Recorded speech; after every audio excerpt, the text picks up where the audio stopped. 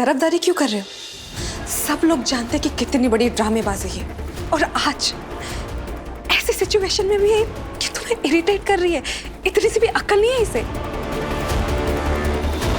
ऐसा कुछ नहीं है, तुम गलत सोच रही हो। मैं सही को जानता हूं, ऐसा कुछ नहीं करती वो। हाँ, शायद तुम्हें ऐसा लग सकता है कि वो मुझे इरिटेट कर रही, लेकिन उसकी बातों में बुरा मानने जैसा कुछ भी नहीं है।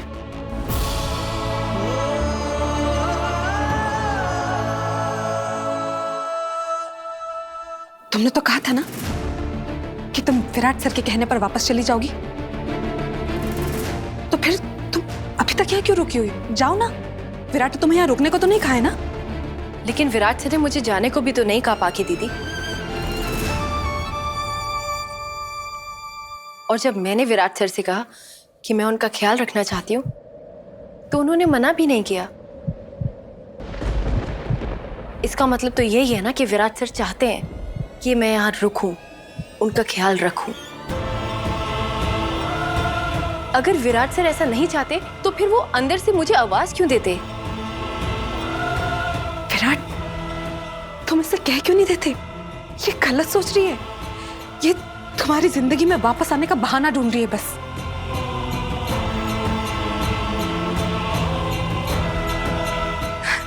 लेकिन अब तो वो मुमकिन नहीं है। जब ये घर में थी ना, रोज किसी न किसी की बेइज्जती करती थी, घर के बड़ों से बदतमीजी करती थी। लेकिन जब से ये गई है ना, घर में सब लोग शांति से रह रहे हैं।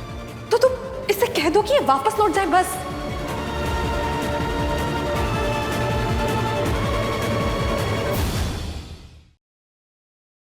अगर किसी को जाना चाहिए यहां से तो वो तुम हो।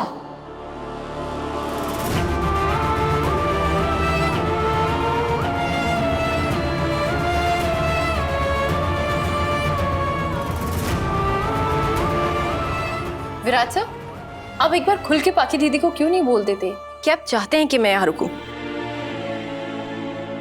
तभी इन्हें अच्छे से समझ आएगी ये बात। ऐसा है तो ठीक है।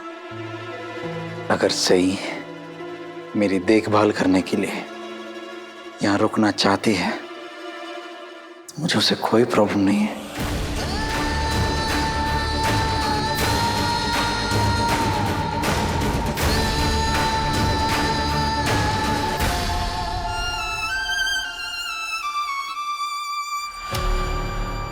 तुम कल रात से यहाँ हो।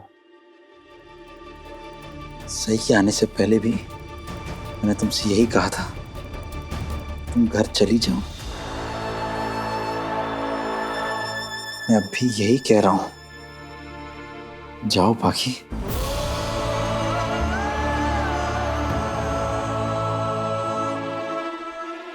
विराट, तुमने खुद इसे घर से बाहर निकाला था। तुम्हारे माफी मांगने के बाद भी इसने तुम्हें माफ नहीं किया था। साफ इनकार कर दिया था तुम्हारे साथ वापस लौटने से। तुम वो सब भूल गए? नहीं, कुछ नहीं भूला और नहीं भूलना चाहता हूं, क्योंकि जो कुछ भी हुआ उसमें गलती सिर्फ और सिर्फ मेरी है। सही की गलती नहीं है।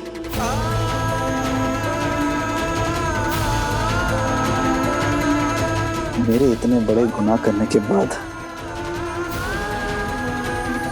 सही मुझे माफ करती भी तो कैसे?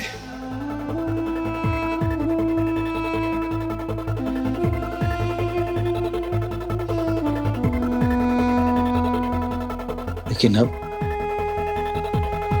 जब सही मुझे देखने आई है, मेरे मिशन के बारे में जानने के बाद मुझे इतने सारे कॉल्स किए उसने, तो शायद मुझे लग रहा है कि सही मुझे माफ कर दिया है। पर सही,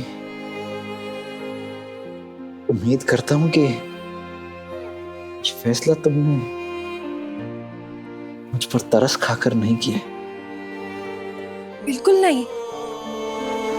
मैं आपको यहाँ तरस खाकर मिलने नहीं आई हूँ विराट सर। सब कुछ जानने के बावजूद आपने मेरे साथ क्या किया है, मुझे आपकी परवाह है।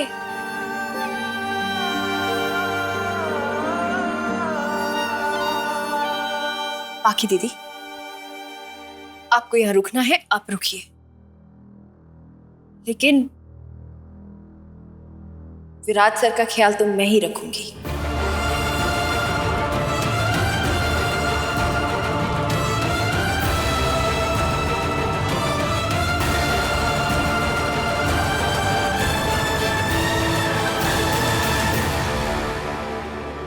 अगर मैं विराट का ख्याल नहीं रख सकती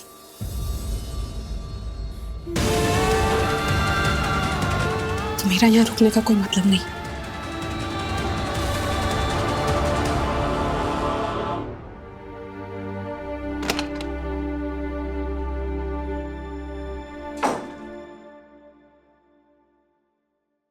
how are you feeling mister Chauhan?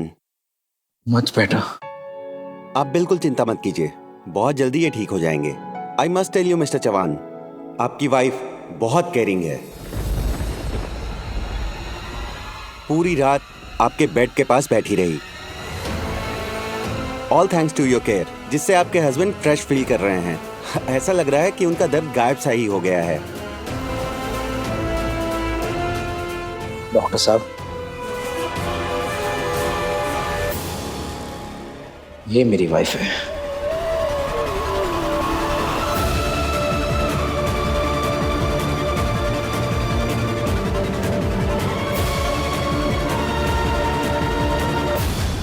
ये भी डॉक्टर बनने की पढ़ाई कर रही है।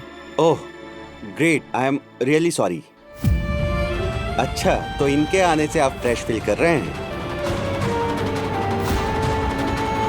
Okay, medicine.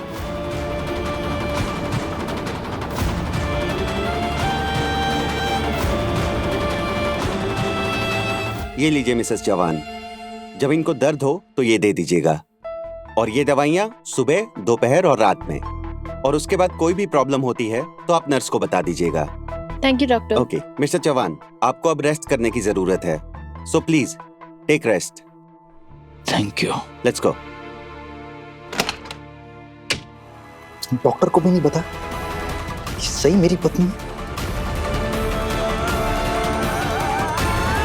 मैंने आपसे कल ही कहा था पाखी दीदी कि डॉक्टर को बता दीजिए कि विराट सर की पत्नी मैं हूँ, और तब देखते हैं कि डॉक्टर किसको यहाँ रुकने की इजाजत देते हैं।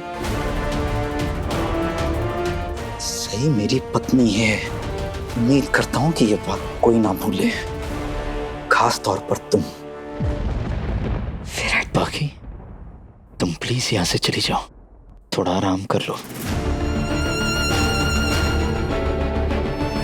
विराट सर, अब पाखी दीदी को एक आखिरी बात बता ही दीजिए कि आप चाहते हैं या नहीं कि मैं यहाँ रुकूं। क्योंकि पाखी दीदी ने खुद ही कहा था ना कि अगर आप चाहेंगे कि मैं यहाँ रुकूं तो इनको कोई दिक्कत नहीं होगी।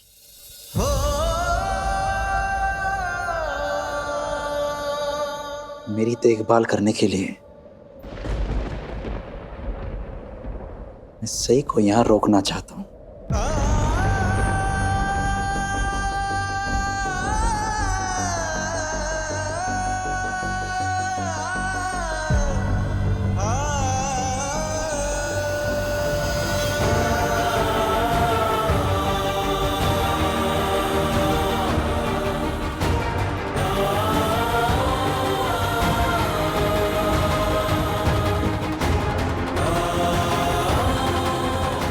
आज का दिन मैं कभी नहीं भूलूंगी विराट। आज तुमने सही के साथ मिलकर मेरी जो बेइज्जती की है ना, वो मैं जिंदगी भर याद रखूंगी। इसमें तुम्हारी बेइज्जती कैसे हुई? अगर एक बीमार पति चाहता है कि उसकी पत्नी उसका ध्यान रखे, तो तुम्हारी बेइज्जती कैसे हुई?